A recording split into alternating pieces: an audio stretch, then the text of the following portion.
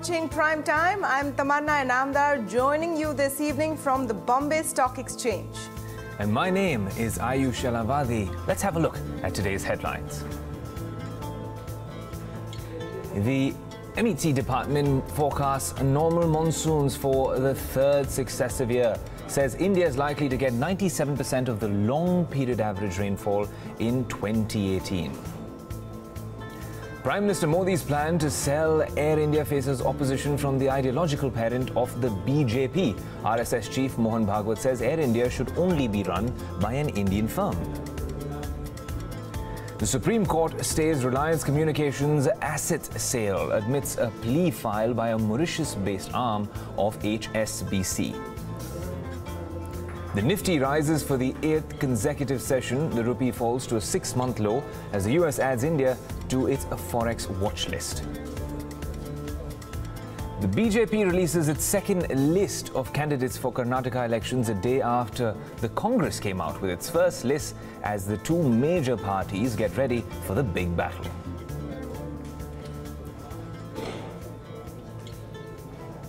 Well, let's start today's prime time on an optimistic note. India's meteorological department has said that India is going to experience normal monsoons for the third successive year. The IMD also said that India will receive 97% of the long period average rainfall in the year 2018. Here's a quick report on the IMD's forecast for 2018.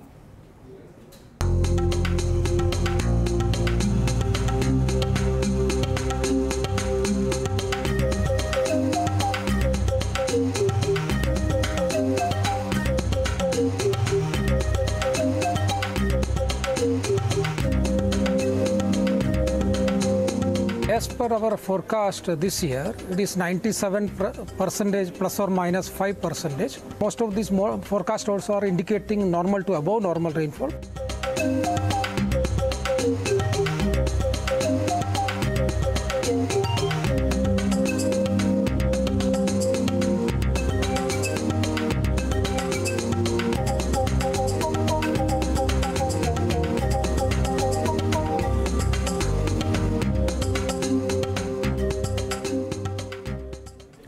To discuss what this means for India and especially for the rural sector, we're joined by Madan Sabnavis, Chief Economist at Care Ratings. He joins us live on Prime Time. Thank you so much, sir, for speaking to us on Bloomberg Quint.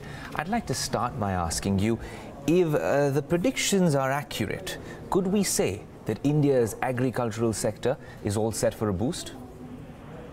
So in case the forecast turns out to be right, I think what is going to be important is the spatial spread, because we have noticed in the past that in case certain geographies do not receive normal monsoon, there could be certain deviations in terms of production for specific crops, especially those grown in peninsular India, which are typically in the rain shadow area.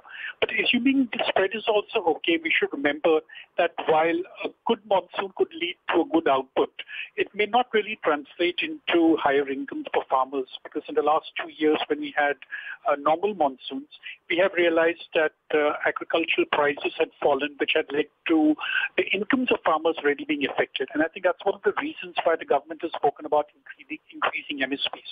So while a good monsoon, well spread, will definitely lead to higher output.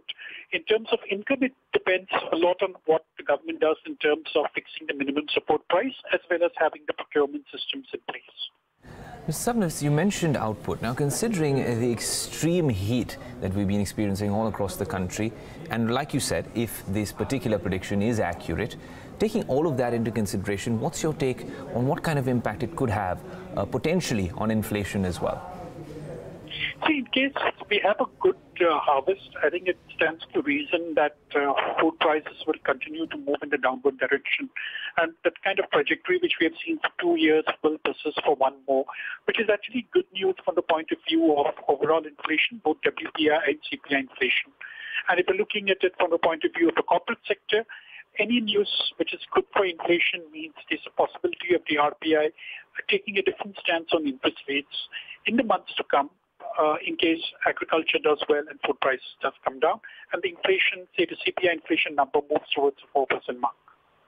Zabnavs, as a follow-up question, last year, the predictions for rainfall were around the normal mark, and we still saw the agricultural sector really struggling to cope in some parts of India. Obviously now, when it comes to the IMD's forecast, we haven't in this first report gotten any clarity, obviously, on the distribution in different parts of the country. That will be in a subsequent report based on my conversation with Mr. Pai earlier. But clearly, that correlation between rainfall and what happens in the rural economy, could you perhaps put it into contrast with what happened last year?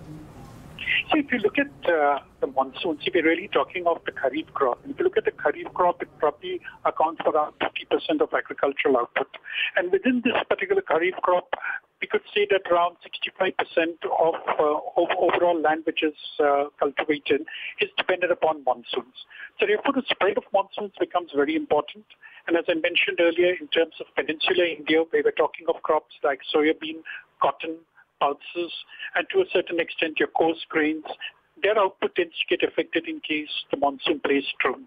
So that is the reason as to why we've had a case of saying that a normal monsoon may not necessarily translate into a higher overall agricultural output, though in case the spread is reasonably well, we could be seeing a positive correlation. But the growth rate in agriculture will depend upon how these specific crops perform during this particular season. Interesting insights, Mrs. Sabnavs. This is the last question. Considering, we are heading towards a big year when it comes to politics, and we are considering it is a year in the run-up to the general elections. What will the political impact be if these monsoons are normal? If you could draw that relation for us as well. So in case the monsoon is normal, definitely the output will go up, as we both agree upon. But the important part is how do we ensure that the farmer gets a higher income? So this is where the minimum support price comes into play. And currently we see that the MSP really works in terms of rice and wheat because there is direct procurement by the government. In case of other crops, while an MSP is announced, the farmers may end up getting a lower than the MSP price because there's no procurement machinery available as far as the farmers are concerned, and the government is able to provide. So therefore, I think the government will have to work in the pre-election year on ensuring that in case the output is very good and prices start coming downwards, they will have to provide the minimum support price through direct procurement or some kind of compensation through the DBT to ensure that the farmer's income goes up. While the budget makes provisions to make sure that the NREGA program will be very much on course, which will help to supplement the incomes. But in terms of the direct income from agriculture, more direct intervention would be required by the government. Mrs. Sabnavs, it's an absolute pleasure speaking to you on Primetime. Thanks so much for joining us on Bloomberg Quint. Now, moving on, wholesale price inflation remains steady in the month of March. WPI inflation stood at 2.47% compared to 2.48% a month ago. A breakup of the inflation data shows that prices of primary articles, including food articles, declined last month. The prices of manufactured goods rose, suggesting an increase in core inflation. The manufactured goods index rose 0.4% compared to the previous month. The consumer price inflation data released earlier this month had also shown an increase in core inflation. Now let's move on to the other big story of the day. RSS chief Mohan Bhagwat believes the government focus should be on turning around Air India rather than selling it off to a private player. Now, Bhagwat was speaking about the Indian economy and economic policies at the Bombay Stock Exchange earlier today. Tamanna was there throughout this speech and the event. Tamanna, what were the key highlights and takeaways? Ayush, as you mentioned, the Air India comment is, I would say, in a sense, the top headline, but it's important to understand the context of the speech and the conversation. This was a speech on the Indian economy, speaking about how, in Mr. Mohan Bhagwat's view, economic policies for this country should be formulated keeping India's historic culture in mind and our own needs not mindlessly aping the worldview of other countries. And that is the context in which he started speaking about Air India, where he said that if on the face of it, on the balance sheet, you see Air India has a 55,000 crore rupee loss. But if you look at the value of, their ground, their landing rights, their ground handling operations, the wealth of experience the employees have, then where is the loss? And that is really how that comment started, when he started talking about specifically how an Indian national carrier should be in Indian hands. He gave other examples as well to talk about how more than 49% should not be given to any other outside player. This assumes significance, Ayush, in the context of the fact that the government recently has unveiled a new proposal for Air India's disinvestment or privatization, which talks about selling off 74% of Air India, which is in very sharp contrast with what the RSS chief is saying. So let's first listen in to what Mohan Bhagwat said today. समस्या air India चलती नहीं है कि air India ठीक से चलाई नहीं है। अगर ठीक से चलाई नहीं ये है तो एयर इंडिया को ठीक से चलाने वालों को दे दीजिए, वो भारत का हो, क्योंकि अपने आकाश पर अपना प्रभुत्व किसी भी देश को मंजूर नहीं छोड़ना। एयर इंडिया केवल दिखती है वैसे नहीं, इसके पीछे इतना बहुत सारा है जो शायद गिना नहीं जा सकता। कुछ टेंजिबल है, कुछ इंटेंजिबल है, लेकिन उसका महत्व है। ऐसे हमको देखना पड़ेगा इन सारी बातों को। All right, Mr. A.K. Bhattacharya, Editorial Director of the Business Standard, is now joining us for more on this. Mr. Bhattacharya, welcome to the show. What do you make of the significance of the statement coming from the RSS chief in a public forum like the Bombay Stock Exchange? Well, he makes two significant points. One, he says that hand it over to those who can run it. And number two, he says that let it be run by an Indian entity.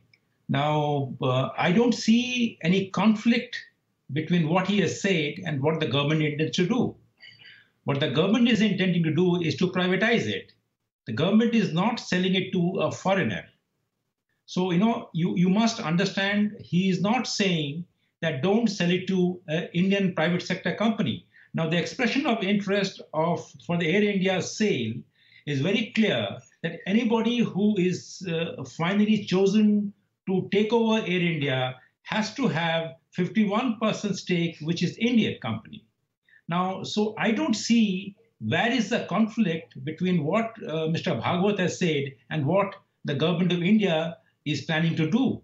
So the only interpretation that I would make of what Mr. Bhagwat has said is that don't sell it under distress situation, sell it after getting the right valuation and give it to those who can run it. So both the conditions that Mr. Bhagwat is setting in his speech at the BAC, he is actually government of India, in my view, he is conforming to both the conditions. So I don't see any controversy here. No, the question is not quite about controversy, but look at it in this context, Mr. Bhattacharya, that Indigo, SpiceJet have said that they cannot, bid for this airline. Jet Airways has said it's not interested in bidding for Air India. A lot of experts that we've spoken to say that the strongest expressions of interest could come from Middle East carriers. Do you think that that fits into this framework that Mohan Bhagwat is speaking about today? You have to recognize that the expression of interest, which is the official government document that does not allow a foreign airline, which is a wholly owned foreign airline, take over Air India. That airline can only take a minority participation in an Indian outfit which makes a bid. In other words, the foreign airline is a minority shareholder, which is less than 51% shareholder, which that Indian company will finally make a bid for Air India. So even if, let us say, Etihad, or even if there is a Singapore airline or anybody who comes, they will come as a minority partner in an Indian company that makes a bid for Air India. So I don't really, yes, of course, nobody, he's not saying that don't allow FDI into the company which will finally take over Air India. He's only saying that, one, that give this airline to somebody who can run it, and number two, give it to somebody which is an Indian entity. Now, clearly, it will be an Indian entity, and the foreign partners cannot, by this very rule given in the expression of interest, cannot have more than 49% interest. So I don't see that whether this is actually in an indirect way of endorsing what the government of India is doing, instead of seeing it as if RSS is trying to forestall a government move. All right. Thank you for speaking with us and sharing your views, A.K. Bhattacharya there. Also at this event was Niti Aayog Vice Chairman Rajiv Kumar, and I had an opportunity to catch up with him. I asked him about a statement he made at this event where he said that by 2022, he is looking at India's GDP at over 10%. Optimism is driven by the huge amount of reforms and the work in progress that I see while being in the government. And exports, yes, I myself said that they are not as strong as it should be. But I also cited, if you remember figures, that there are several sectors which have now picked up steam and they're going forward. And one of the main things today is the capacity utilization, which the Reserve Bank figures have just come out. At 74%, they are nearing now maximum capacity where further investment will have to take place. Now, that's the strongest sign of saying that the investment recovery has begun. And this investment recovery, once it begins, will push everything else forward. But the more important part of this is that, look, for the first time, the economic system is much more transparent, much cleaner, much formal, etc. And so that will make this growth not just a spurt, not just a sort of a flash in the pond, but a sustained recovery. Well, you can see all of that conversation up ahead on the show on Primetime Debate. And yes, I also asked Rajiv Kumar what he thinks about the Air India privatization process. So do tune in for that conversation. All right, moving on. Reliance Communications' proposed asset sales have been put on hold by the Supreme Court. The court accepted the plea filed by a Mauritius-based arm of HSBC and stayed an earlier NCLAT order granting permission to RCom to sell most of its assets to repay creditors. Arpan Chaturvedi brings us the latest in this report. Well, the NCLAT in its order had allowed the sale of RCom's assets, the tower assets, to go ahead with two conditions. One was basically the banks were allowed to enter into sale agreements, and the second was that all the money that would come as a result of that sale would have to be deposited in the separate escrow account until the NCLAT decides on the matter. Now, that order was challenged by HSBC Daisy in the Supreme Court, and today in the Supreme Court, the bench of Justice Rohinton Nariman had ordered and set aside the order passed by the NCLAT, which means that, again, there's a stay on the sale, and this, as per the Supreme Court order, this stay order will continue until the NCLAT finally decides on the matter where the question of stay is being finally decided. Lenders of Alok Industries have rejected a joint resolution plan submitted by JM Financial Asset Reconstruction Company and RIL. Remember, the 270-day deadline for resolution under the IBC ended on Saturday for Alok Industries. Since no resolution plan is approved, the IBC provides for the onset of the liquidation process. JM Finance and RIL's joint offer was worth 5,000 crore rupees. Alok Industries has an outstanding debt of 29,000 crore rupees. The lenders, however, insisted on certain conditions that need to be met for the approval of the resolution plan. 1. Lenders would get first charge on 9,000 crore rupees worth receivables in Alok Industries. That is, when these receivables are realized, lenders would be paid first. 2. Lenders would have the right to invoke corporate guarantees issued by the current promoters of the textile company. And 3. Lenders would get the remaining 9.5% promoter stake in the company. Now, staying with insolvency and bankruptcy news, the Insolvency and Bankruptcy Board of India has fined Electrosteel Steels resolution professional for neglect. The penalty has been imposed due to a failure to consider the claim of an operational creditor. Vishwanath Nair, who's been tracking the case, gets us all the details. The Insolvency and Bankruptcy Board of India has decided that it will levy a fine on Daivat Anjaria, the resolution professional appointed at Electrosteel Steels. In an order that it put out late Friday night, the IBBI said that Daivat Anjaria would have to pay up to 10% of his fee that he will collect as a resolution professional in Electrosteel Steels. The reason for that is because he did not pay heed to a claim that was presented by an operational creditor in the Electrosteel Steels matter. One of these operational creditors, which is National Sales, had a claim of about 72 lakh, which was sent to the resolution professional, but Anjaria did not respond to this claim. National Sales then went to IBBI with a complaint, and IBBI on its part had sent 3 separate letters to Daivat Anjaria seeking clarification on why he chose to not admit this claim. Anjaria did not respond to the first 2 queries and then finally did respond to the third one. After listening to his justification and clarification in the matter, the IBBI came to the conclusion that Anjaria did in fact was party to some form of negligence in the Electrosteel Steels case, and therefore he would have to pay this fine. This is probably the first time that the IBBI has levied a fine on a resolution professional under the whole insolvency process. Typically, as prescribed under the Insolvency and Bankruptcy Code, a resolution professional would have to pay up to 3 times whatever losses an operational creditor will face. But the IBBI said that because Anjaria is new to the whole process and the process itself is new, so maybe just 10% of his fee as a resolution professional should suffice as adequate penalty in this matter. Well, Fortis Health Care has rejected the offer from IHH, saying it's in a binding agreement with Manipal Health. In an exchange filing in Kuala Lumpur, IHH added that it hasn't entered into any discussions, negotiations or transactions at this juncture. Ari Olstedt of Bloomberg News has this report. Part of the takeover battle for Fortis Health Care has been put on hold, at least for now.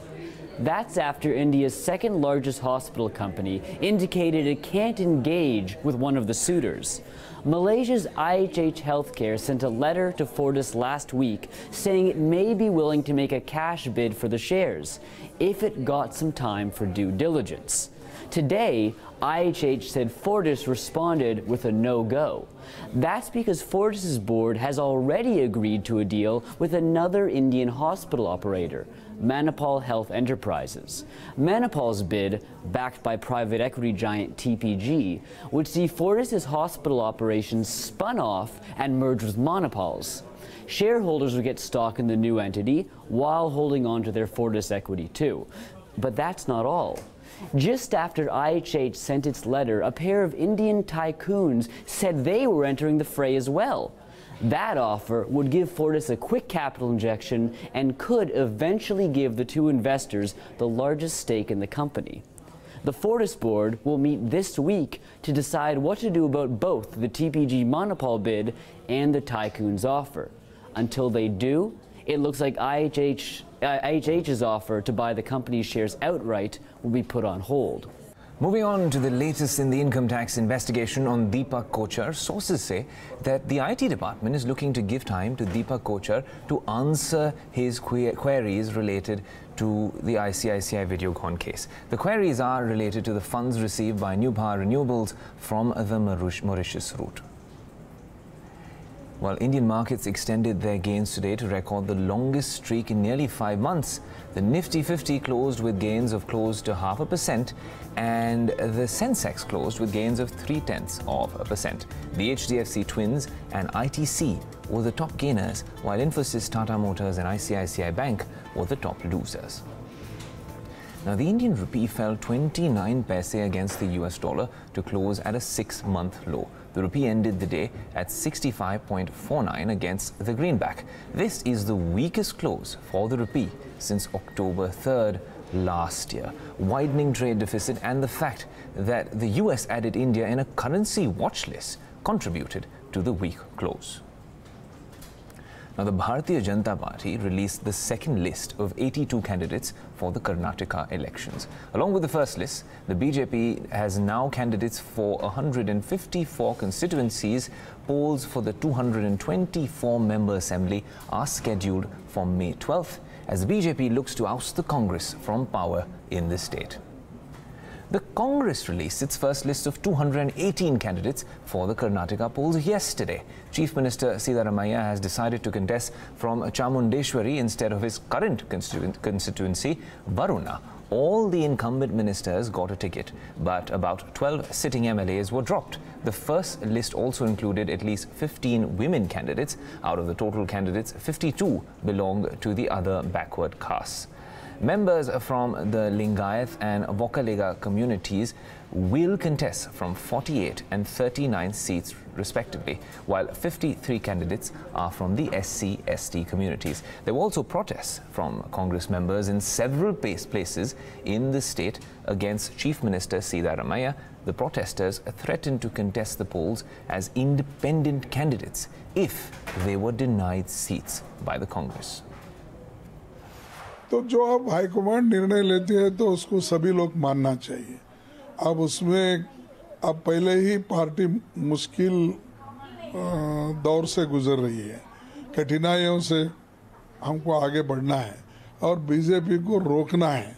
और जो कोई भी secular उसूलों के ऊपर विश्वास रखते हैं, डेमोक्रेसी पे विश्वास रखते हैं और बीजेपी को रोकना चाहते हैं और बीजेपी को यहाँ पर उसके जड़ से उसको उखाड़ देने की जिनकी इच्छा है, वो सभी लोग किनको भी अगर अन्याय हुआ है तो भी वो सहन करके ये पहले ये जो बीजेपी जहर फैलाती है, पहले उसको रोकने के लिए हम लोग काम करना चाहिए। As far as the Indian National Congress is concerned, there may be some voices of opinion, and the Indian National Congress, as you know, is a democratic party, and we do encourage all strains of opinion. Therefore, as far as the party is concerned, we are fully geared up to win this election, and this is an election we are looking forward to winning. Never in the history the Congress has inducted any new face so far. Only the successors of the same family, successors of the persons who were earlier legislators or parliament members, they are given that opportunity. So nowadays the total scenario has changed. The people of the country, they think that this legacy of just continuing the family members in the forthcoming elections, it will not be accepted by the general public. Well, just to take the story a little further, Ratan Manilal, senior journalist and senior political commentator, joins us live on the phone line from Lucknow. So thanks so much for joining us on Bloomberg Quint. Looking at the list of candidates that have been fielded by both parties, what's your first reaction? The Congress seems to have preferred youth, while the BJP seems to have played it safe. Yes, that is right. The Congress has repeated several of its sitting MLAs, and yet there have been protests in many places like Mandya and Bellary and Madikeri and so on, because there seems to be quite an enthusiasm among the Congress people to contest this election. As far as the BJP is concerned, when the first list was announced a few days ago, there were protests in Bijapur, in Balhongal, and now there are protests in Gadag and several other places because the sitting MLAs have been ignored and tickets have been given to turncoats who joined the BJP in the last few months or maybe recently. So it appears that both the parties are, taking it very practically, in the sense that they want those candidates alone to contest who have a fair chance of winning. And in such a situation, it becomes quite possible and practical to ignore even the sitting MLAs who the party thinks do not stand a chance to win this time. So both the parties have fairly, expected names, some surprises, stamp of the state leadership, and yet there are voices of protest, voices of rebellion, and we can see a lot of candidates, contesting maybe as rebels or independents in the coming days. Right, so, also, it seems that the Congress seems to have junked its formula of one family, one ticket. Do you think this is sort of, the return of nepotism, so to speak, especially in the Congress and in Karnataka, so to speak? See, for the Congress, as we all know, this election in Karnataka is very, very important because if they really win Karnataka, it will come not only as a big boost to the party, which has been losing consistently over the past 2-3 years, but also it will add to the perception about Rahul Gandhi's leadership and his capability to take the party forward for 2019. So in that sense, the Congress has not been taking any chances, and I don't think the Congress is now in a position to not accommodate Chief Minister Siddaramaia's wishes. I mean, earlier there was talk that his son was not willing to contest and he was quite reluctant, but now he has been given a ticket, and even some other senior Congress leaders, including the minister and some other persons, have also been rewarded with tickets to their relatives, nephews, and so on. So as far as this formula goes, one family, one ticket, it is not really a formula which is formally followed by any party, although every party, insists that they will give only one party member a ticket in any given election. But this hasn't happened in either the Congress or the BJP or in any other party. So I think it's more, more as a practical decision than any formula of one ticket for families as far as the Congress is concerned. So now it remains to be seen whether, the Chief Minister's son actually makes it, because that is something which will be watched very closely. Well, so, and we wore, all of us saw some very irate party men yesterday in visuals coming in from the offices where they were protesting and not getting tickets from both the Congress and the BJP. What do you make of that sort of violence? See, we have seen in the last 4 or 5 years that such protests are very common. They are becoming very common in every state, like wherever elections have taken place, including the last Lok Sabha election, because contesting an election where the chances of winning it are fair and fairly good is a very big, I think, opportunity for those aspiring to make a career in politics. So everyone wants to do everything to get a ticket, whether it is spending money, whether it is, influencing the party leadership, whether it's staging a show of strength in something. And after all this, if one does not get a ticket, then, some kind of anger and some kind of disappointment really takes the shape of violence, as we saw yesterday. It had happened in case of the BJP's first list also last week. And today, there have been reports that, many offices of the Congress have been vandalized and people have, given vent to their anger in many places, including Bellary. And in fact, in a very interesting incident, a Congress functionary from Madikeri has, posted a very interesting take on social media saying that he did so much for the party and so on and so forth, and there are chances that many of them may contest as independent. So I think this show of anger and resentment will continue, but it will eventually subside and die down, because when campaigning picks up and when when senior leaders come out on the next rounds of campaigning, then such rebel candidates really don't have a choice, so they will probably fall in line. Ms. Manilal, one of the key reasons for some of that, anger, so to speak, was the Siddaramaiah government's announcement for minority status for the Lingayat community and the decision to give 41 seats to members of that community. Do you think that would really help him sway Lingayat votes from Yedurappa, considering Yedurappa is a Lingayat himself?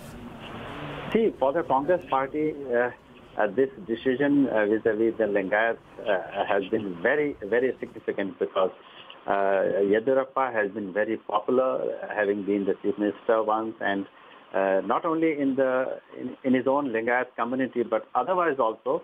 I mean, he was seen as many BJP supporters in Karnataka as, you know, a top leader who became a chief minister from, you know, rising up from the grassroots and all, and that had been, I think, something of a problem for the Congress because they did not have a very major important face among the Lingayat community. So this ploy of you know, recommending a separate religion status for Lingayat is viewed generally as you know, as nothing more than a ploy because it is not so easy to, you know, give a separate religion status to any community within a community. So that is why the Congress has made it significantly clear that they would like to take the Lingayat community together to wean them away from the BJP because of Yediyurappa's hold over the community. And yes, that could be one reason that other communities, including Vokaligas and Gaudas and Shettis and Jains and others, they have a reason to feel neglected because the lion's share of the party's ticket has gone to one community. So it is a gambit which the Congress has chosen to play, and it remains to be seen whether it will make the voters among the Lingayat community sway in the Congress's favor.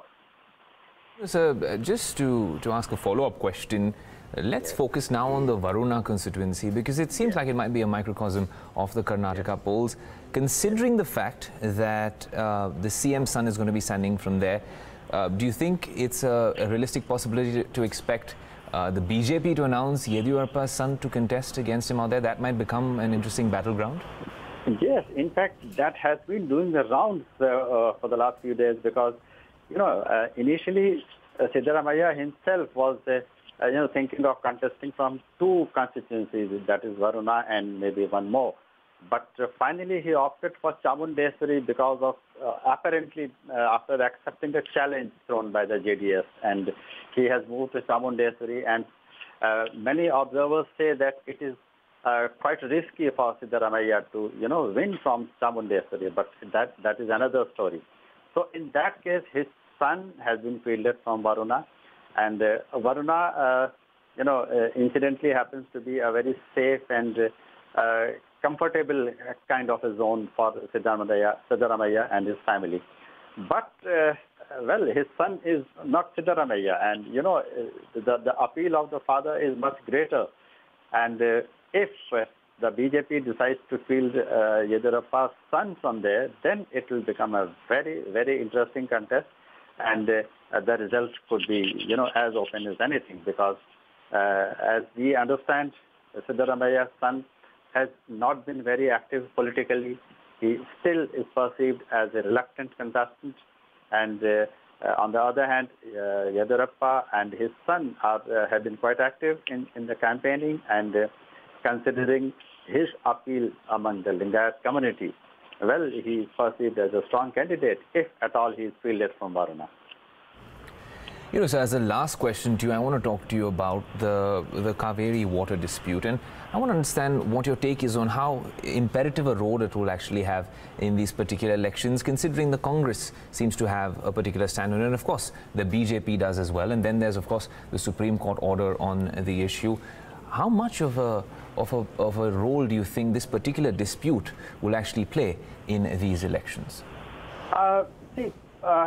Personally speaking, I think that the Kaveri dispute is not as important as, you know, as some other issues, including the Mahadai dispute and the dispute over the Khalsa-Banduri river sharing with Goa and Maharashtra, because those issues have, you know, been more connected to the people and their needs. But it still remains very open for the BJP to make use of, you know, the protests taking place in Tamil Nadu over the Kaveri agreement and use it in their favor. So there is a general perception that it might help the BJP.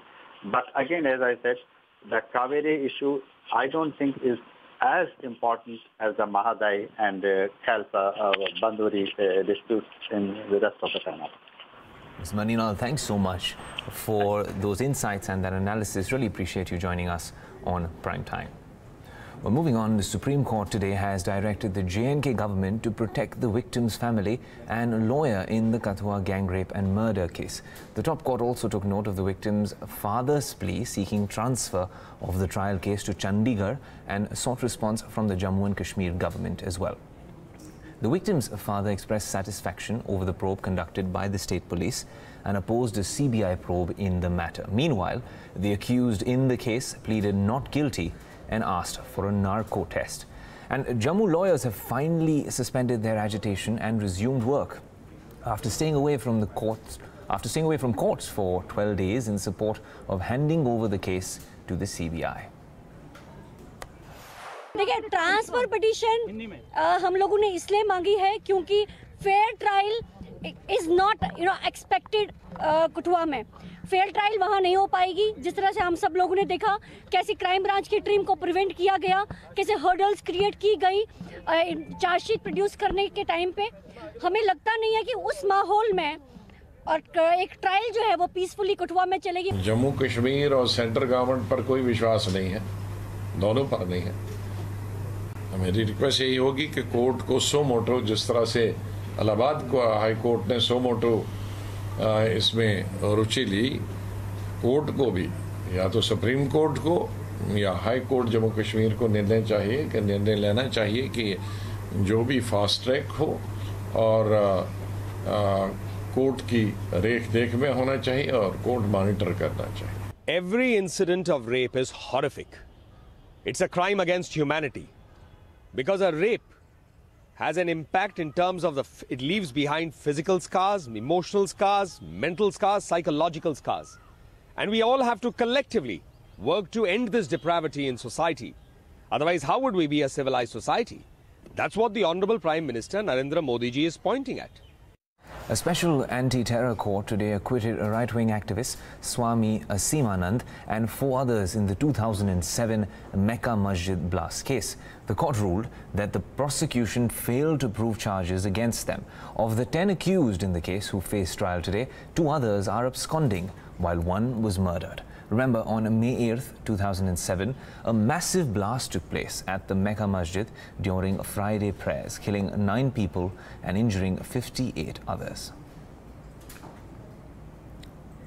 Amidst fears of a geopolitical showdown between the US and Russia, Wall Street has opened on a positive note. The Dow Jones Industrial Average is trading with gains of close to 1%, as you can see on your screens, while the S&P 500 and the Nasdaq are trading with gains of close to 0.5%. Well, oil fell nearly 2% in trade today after US drilling activity rose and fears waned about escalating tensions in the Middle East following airstrikes on Syria over the weekend. Brent is currently trading around $71 per barrel and the NMX is trading at $66 per barrel. Tensions are rising in the Middle East. The US, UK and France launched joint strikes on 3 of Syria's chemical weapons facilities in the early hours of Saturday morning. This was in retaliation to the alleged chemical attack by Bashar al-Assad's forces outside Damascus that killed scores of civilians. Listen in to what US President Donald Trump had to say post the attack on Syria. I ordered the United States Armed Forces to launch precision strikes on targets associated with the chemical weapons capabilities of Syrian dictator Bashar al-Assad. A combined operation with the armed forces of France and the United Kingdom is now underway. We thank them both. The purpose of our actions tonight is to establish a strong deterrent against the production, spread, and use of chemical weapons. Establishing this deterrent is a vital national security interest of the United States. The combined American, British, and French response to these atrocities will integrate all instruments of our national power, military, economic, and diplomatic. We are prepared to sustain this response until the Syrian regime stops its use of prohibited chemical agents. In fact, American Ambassador Nikki Haley raised the prospects of more sanctions on Russia. However, the U.S. government has said categorically that sanctions could be used only in the future and are not imminent now. But in a nutshell, the U.S.-Russia relationship appears to be taking a turn for the worse. For more on this big international story, we're joined by Bill Ferries of Bloomberg News. Bill, thanks so much for joining us. What's your verdict on the possible U.S. sanctions on Russia in the future? Will it strengthen Russia's plan to retaliate further? Now, Russian officials have already warned of certain consequences. Right. It does seem that the U.S. is considering some kind of fresh round of sanctions, although UN Ambassador Nikki Haley said yesterday that those would be coming as soon as today. Our reporting suggests from the White House that it's not quite as imminent as Nikki Haley suggested at first, but certainly something is under consideration. It's been quite remarkable to see how quickly U.S.-Russian ties have deteriorated from already a low point over the last few weeks. In the wake of the poisoning of the former Russian spy in the UK, the U.S. kicked out 60 Russian diplomats out of about 150 that were sent back to Russia from the U.S. and its allies. So it was quite an unexpectedly strong response by the U.S. And it does seem at this point there's very little hope of any kind of improvement in ties. Russia had a rather muted response in many ways to the strikes over the weekend. After threatening to try to shoot down U.S. missiles or to attack the ships that launched them. It does seem that the U.S. managed to thread a needle. It struck Syrian facilities that it felt were involved in the chemical weapons attack, but it did so without really provoking Russia. Frankly, without doing much to stop Assad's ability to continue conducting the civil war. So I don't think we're expecting more military action, but the U.S. does say it will consider additional economic sanctions. Right, but you know, that's obviously what the U.S. is saying, but the United Nations Security Council has stuck to its view on chemical weapons. It said that all member nations must stick to the UN's Charter on Chemical Weapons. And today, the Organization for Prevention of Chemical Warfare is also holding a meet on this particular topic. What can we make of this reaction from the UN? Well, you know, I think at one level, at least at the Security Council, it shows the kind of the weakness of the Security Council, or perhaps its strength, depending on your point of view. But it's going to be very hard for the U.S. or Russia to rally the Security Council around to their point of view, because, of course, each of those nations has a veto on it. So Russia called the Security Council meeting over the weekend that was inconclusive, and I think the U.S. has already tried and failed to get Security Council endorsement for action against what appears to have taken place in Syria. The next step really will be for those chemical weapons experts on the ground, if they are able to do the work needed to determine whether chemical weapons were really used and what sort of weapons they were. Was it a chlorine gas attack? Was it sarin, which is something even more serious in terms of contravening international law? That's really kind of the next step on the ground, whether any of those experts are able to do their work and able to reach a conclusion that either backs up the U.S., France, and UK in their strike, or provides backing for both Russia and Syrian President Assad, their argument that there was no chemical weapons use. Bill, as the last question, I just want to get your take on how these attacks really change things on the ground in Syria. Now, you know, there have been reports of what was the target of these attacks, but I want to understand how this would actually impact Bashar al-Assad's clout in the region. You know, I think this was a very narrow targeted strike. I don't think it changes the situation in terms of the broader civil war one bit. The goal of the U.S. and its allies, the stated goal was to damage the ability of Assad to use chemical weapons. The U.S. concedes, though, that they definitely didn't strike all of the stockpiles or all of the locations used in Assad's chemical weapons arsenal. And in terms of the broader conflict, I don't think it provides any change in that scenario. Assad, and with the support of Russia, has really taken back a huge swath of the country. Islamic State has been marginalized to a very small area of control. The U.S. continues to say it doesn't want to intervene in the broader civil war. So I don't think it did really anything to affect that aspect of the conflict. Right, Bill, thanks so much for speaking to us on Bloomberg Quint. Well, here's something we should all be proud of. The Indian contingent at the recently concluded Commonwealth Games in Gold Coast have come back with India's third highest medal tally at the event. Not just that, the athletes who bagged the 26 gold medals did so in some record-breaking performances. Here's a look at India's record breakers at the Commonwealth Games.